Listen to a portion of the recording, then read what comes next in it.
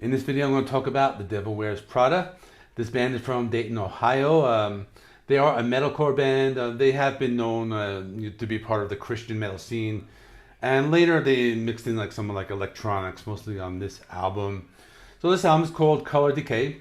Was released this past weekend on September 16th of 2022, and it was released on the Solid State record label. So this band has been around for a while. This is album number 8 in their discography. Now their last album was called The Act. This album, actually didn't listen to it back then, but I listened to it today, this morning, and actually thought it was pretty good. So The Act was released on October 11th, 2019. And it wasn't that bad. I think it was actually like a little better than this one. It just had more of that like metalcore sound, and I kind of enjoyed that one a little more. So that one wasn't that bad. Now my first impression of this album was that I just like didn't like it at all. I just thought it just sucked completely, just to be honest with you.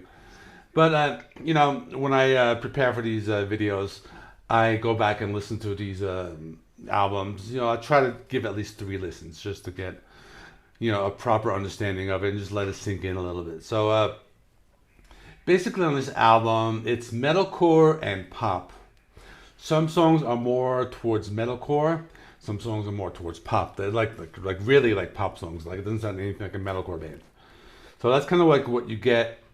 I think that there are times they even like sound like themselves. Other times they're kind of trying to be like 3 Days Grace, like with that last album, Explosions. Something along those lines. So that's kind of what reminded me of. The album has kind of like a recurring kind of theme. A lot of these songs, they evoke feelings of like anxiety. Sometimes they're thought-provoking. Sometimes they're sad. So a lot of you know, emotion and feeling into the lyrics. Now the lyrics just talk about lots of different issues. Some are about like pain and suffering. Sometimes they talk about like isolation during the pandemic, mental health issues, and heartbreak, sadness, things like that. Now, like I said, this has the guitars basically are those metalcore guitars. You know, sometimes they're distorted. Other songs incorporate like acoustic guitars or, you know, the clean guitar tones. They have a lot of electronics on this album, so that's something to do a lot with this album. Less of the guitars, more the electronics. So they're kind of like, you know, mixed a little bit more in and out. Now the vocals are kind of annoying. I think they kind of bother me a little bit because they do those like metalcore screams, but they're like screaming the lyrics while the rest of the song is kind of like a pop song with like the electronic sounds and like that, and kind of sounded a little awkward. So that's just what I thought. That was my opinion, at least. But sometimes with the heavier songs, like they have the screams and the clean singing. Some songs have like that pop singing vocals, have the classic metalcore sounds. Other songs have like, you know, like a choir, and basically like that. So the vocals are very varied, but I think sometimes they work, sometimes they don't work. Now this album was preceded by 3 singles, so I'm not really sure what order they are, but the order they appear in the album is Salt.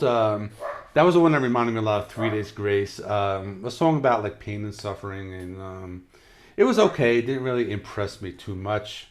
Another single, Broken, which is one I kind of liked. You know, this one is like you know, they're singing, you know, I've got my problems. I thought that was pretty cool. You know, again, another one reminding me of 3 Days Grace. Again, I think those singles do. But it was a ballad. They do the screams and like the clean singing, but it's more towards like a pop kind of sound. And then the other single, Time, that was a little better song. It was more straightforward metalcore. You know, very uplifting kind of feeling, lots of energy, has the clean and distorted guitars. They do some really heavy riffs. That was pretty cool. The you know, the drumming and the beat and the main, you know, sound of it was a little heavier. And the vocals were very good. It had the clean singing and the screaming. So there were some songs that as far as the rest of the song, some songs I didn't really like kind of towards the end. Like 25, that was more like a pop song, just with that clean guitars and the electronics and those like screaming vocals. That one I didn't like that much. Another one, Fire, that one more of a pop song again. That one wasn't that great. Kind of like a sad song. They had some acoustic guitars in the end. That was okay. That one sounded a little bit, but it was mostly that like pop singing, so it didn't really sound like a metalcore band. Like they had the screams, but they were like very mixed, like very low. Another one, Hallucinate was kind of okay. You know, they had like a lot of, they had some distorted riffs that was pretty good. They had like the mid-paced, drum beat and the electronic sounds. They had some screams, some like distorted vocals, so that was okay. But I think like my favorite song was actually the last one called Cancer. And it's more of a metalcore song, but they did have some pop elements. It's kind of a sad song. So the main theme of this song, Cancer, is that when you hear a musician dies, you're kind of thinking like why did he die? Why did he die so young? So in the lyrics, he's singing, "Oh, I hope it was cancer." It's because you're hoping it was something like cancer that was like something like a natural thing that's uncontrollable and not something that was more like sadder, like suicide or drug addiction or overdose, something like that. So I thought that was a good song, well written, and the vocals were very good at the clean songs and the screaming. So that was decent. Now my final thoughts, like I said in the beginning, I didn't like it at first. I thought it sucked.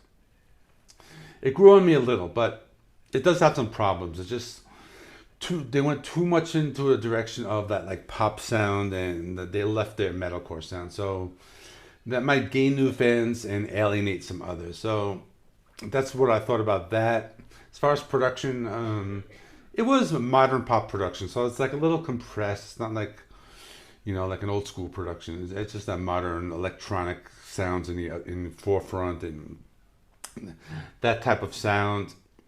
I think if you're a fan of this band, or if you're a fan of like classic metalcore, you probably wouldn't like it. But if you're into those bands like 3 Days Grace, Breaking Benjamin, maybe you might get into this, or maybe you like it if you like modern metalcore. If you don't like modern metalcore, then you're not gonna like this at all.